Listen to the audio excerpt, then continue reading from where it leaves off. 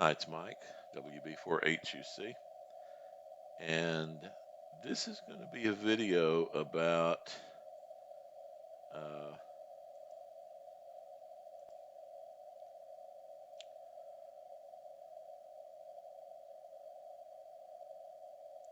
hi, this is Mike, WB4HUC, and this is going to be a video about creating a new log form in the Logic logging software, specifically a log form for contesting. So I've been using Logic for 20 years, and there's still some stuff that the software will do that I haven't done. And the software has things in it specific to DXing, specific to contesting.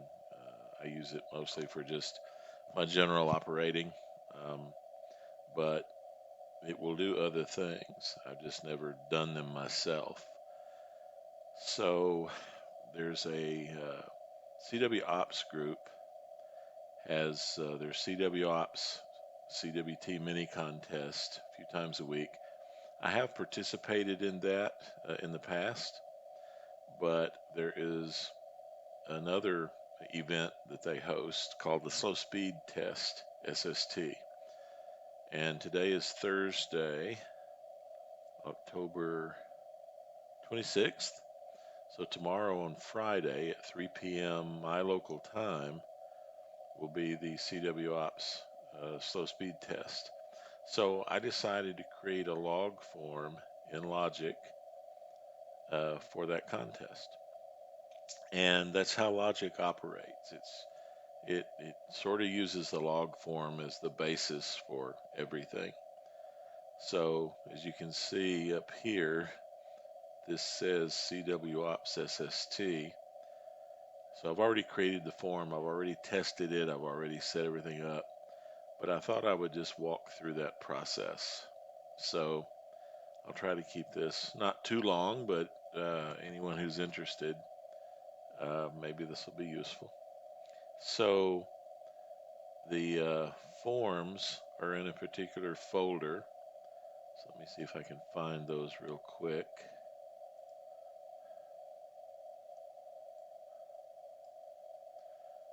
So let me see.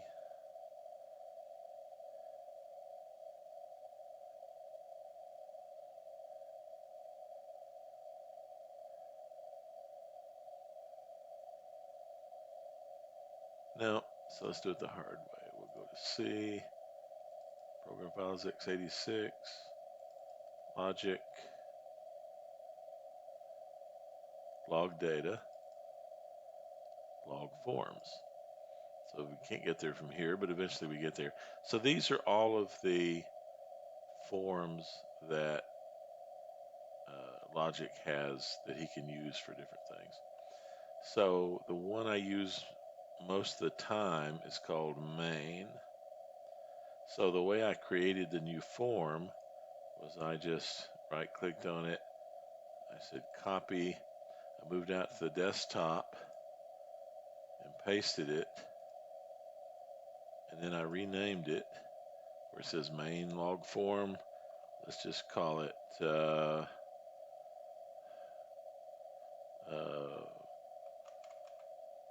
video log form, right? Just for the purposes of this. So then I just moved it back into the folder. And Windows tells me that I need to provide, so I'm going to say continue. And here it is now, right here, video log form. So that basically created the form, but now you got to do a whole lot of customization to it, right? So you can get out of this now and go back in here. So that's what I did for the CWOPS SST log form. I copied the main log form out, renamed the copy to CWOPS SST, and just copied it back in. So now I have the new log form. So to open a log form, you go to Forms, and then you go to Log, and the contest log forms don't really show up here. The main does, but the contest ones don't. So instead of saying forms, do all log forms. And then all of those that you saw in that folder are here. And here's the CWOPS test.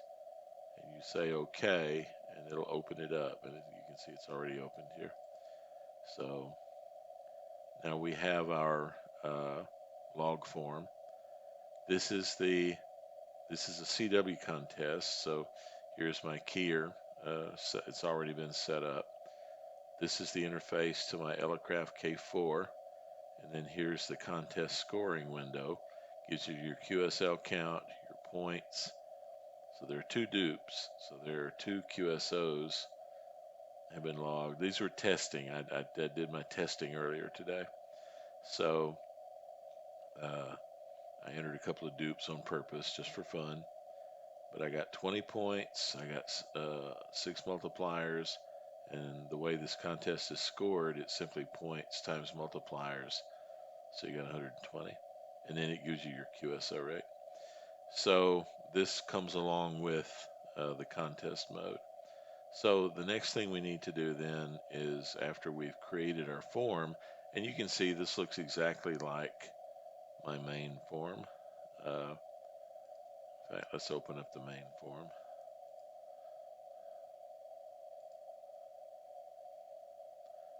So you can see that these two are pretty much just alike. So I didn't see any need to mess with what fields are on the log form or anything else. I just wanted a separate log form for for contesting. So we'll close this guy. And now to customize this log form. So the settings that you establish, go down to setup. There's a whole bunch of stuff here. But if you go down to the bottom and say setup, you get log form setup. And this will be different for every log form, or can be different for every log form. So each log form can be customized to do whatever you want it to do. So here's the general tab, and we want real-time logging. We want to automatically log time off. Default RST to 599. We're not going to do that here, except fractional watts for power. We don't have to do that, but it doesn't hurt anything. Enable membership lookups, yes. So Logic contains the membership lists for a lot of organizations. And if the call sign you enter up here when you log it is a member of one of those organizations, you can show that.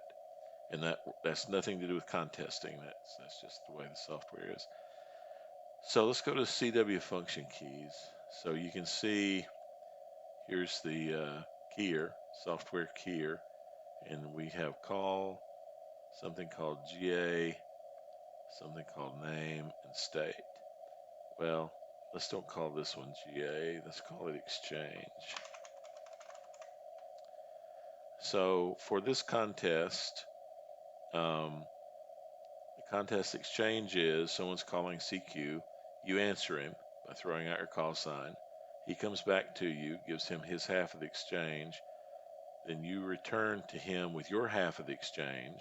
And apparently for this contest, I've never operated this contest before, but after looking at their web page and looking at the typical exchanges and the rules and things, it looks like it's pretty typical to return with GA, good afternoon or good evening or good morning, and then the actual exchange is your name and your state. So my name is Mike and my state is Texas. And then now, in case they need a repeat of either my name or my state, I have dedicated function buttons to repeat my name and to repeat my state. Now these two underscores are supposed to insert spaces in between, but I think since it's in quotes, I think I could just replace these with spaces and it would work. Like I have, I think spaces up here. But anyway, this is what it is, and it works fine. So if they ask for a repeat of my name, I can repeat it twice in the same operation. They ask for a repeat of my state, I can repeat that. So these are the function keys that I have set up for my software keyer. And then Terminal function keys we don't use. Voice player we don't use. User-defined fields we don't use.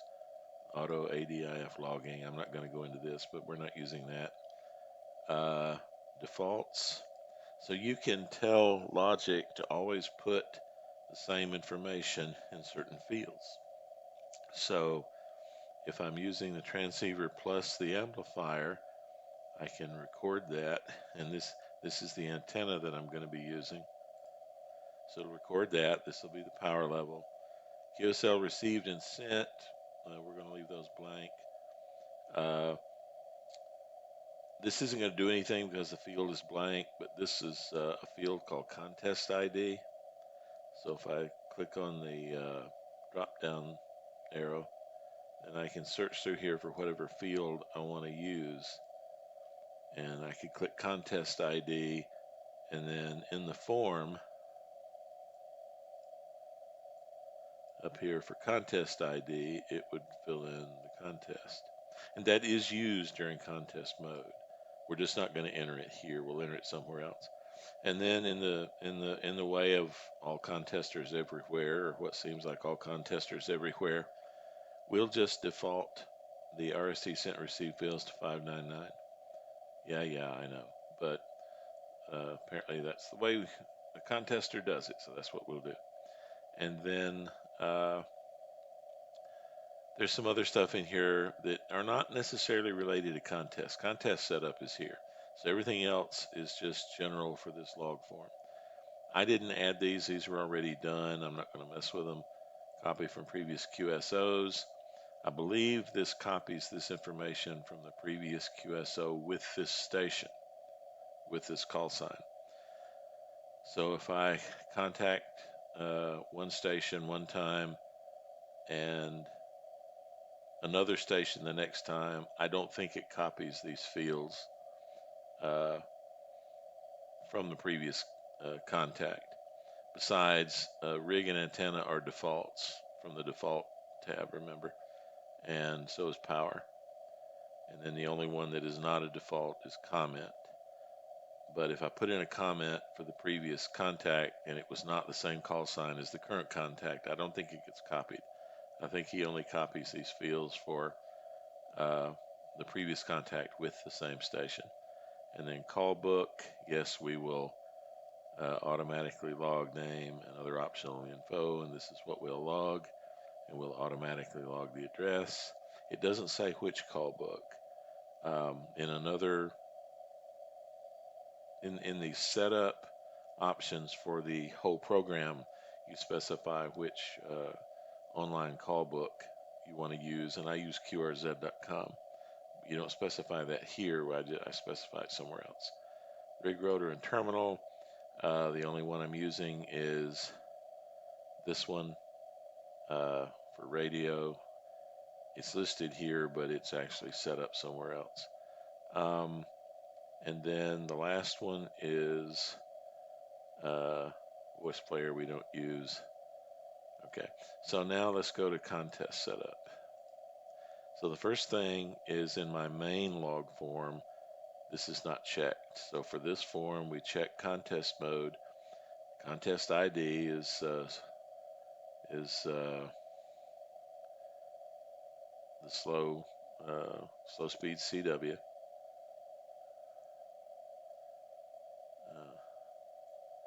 So Apple wants to update. All right, fine, we'll do that. iTunes, so we'll move that. We'll move that over here out of the way. So contest setup. So the slow speed test for this date, because it's held twice a week, I believe Monday and Friday. And then for this contest, the start date is this and the end date is the same because it's going to be an hour-long contest. And you need these for looking up dupes. So if you contact a station, if I contact a station tomorrow during the contest, and I contacted that same station 6 months ago or 6 years ago, I don't want this contact to be logged as a dupe simply because I contacted the guy previously with not in a contest. So, and I keep saying contest, slow speed test is not really a contest, even though it gets scored. Well, I say it's not. I don't know, you know.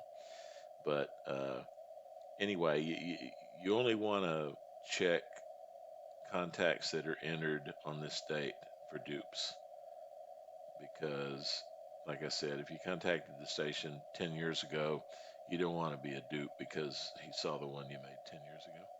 So you enter the dates, exchange information. I didn't put this in here. Maybe it got copied from the other log form. I don't know, but I'm going to ignore it. I'm going to leave it alone because I'm going to ignore it. Now here's where you set up for the specific contest. So here, down here, you see these tags: duping, dupe checking enabled, because we want to do that. And then these are exceptions to dupe checking. The same station may be worked on different bands. So if I work a station on 20 meters and I work him again on 20 meters, that second contact will be a dupe. But if I work him on 20 meters and then okay,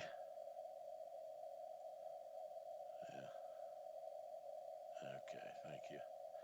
If I work him on 20 meters and then I work him on 15, we don't want the 15-meter contact to be considered a dupe.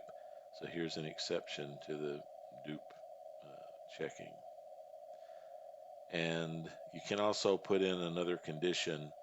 You can create an expression that the software will understand, and if that expression evaluates to true, then it'll be considered a dupe, but I'm not going to do that either. This is a really simple contest, so we don't need all of that stuff. And multipliers was something that was, because I had never fooled around with expressions before, this was a little bit tricky for me figuring out how to do it, but it turned out not to be as complicated as I thought it was going to be. So I found another contest form for a contest that calculates its multipliers similar to this one. So as it turns out, all I had to do was pick the DXCC field and then just put DXCC in the expression. Then there's a description, and then I'm not going to fool with that. And then the value is 1. So this multiplier is worth 1 point. Then the other multiplier for this contest is state. So we use the state field out of the logbook.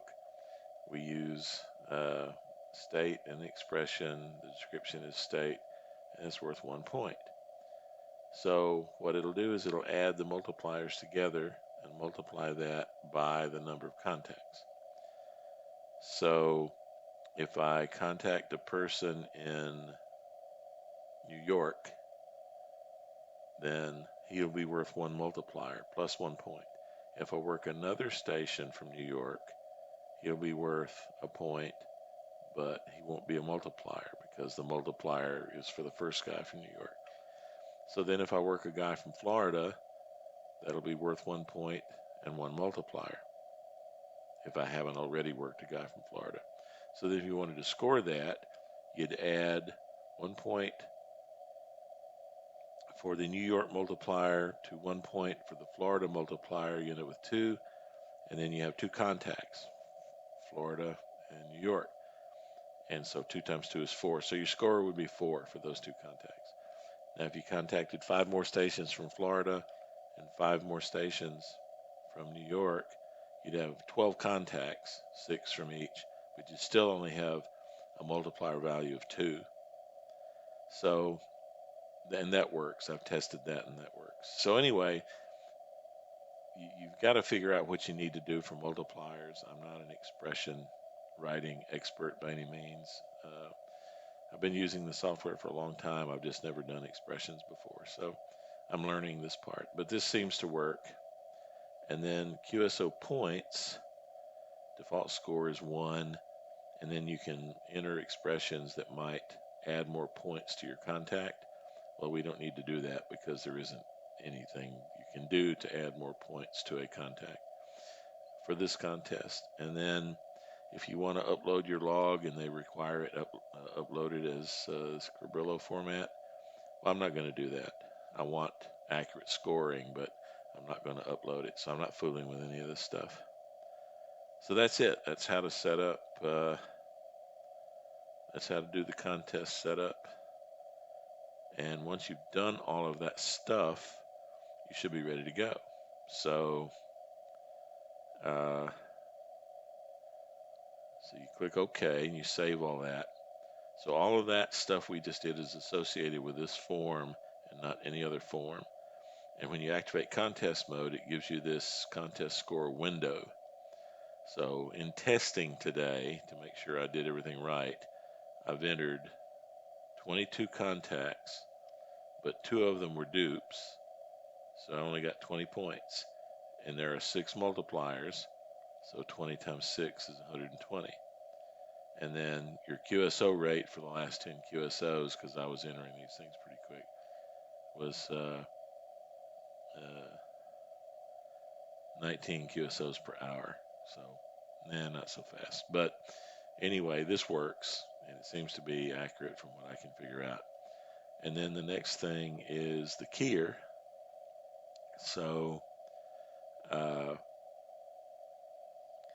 I don't know. To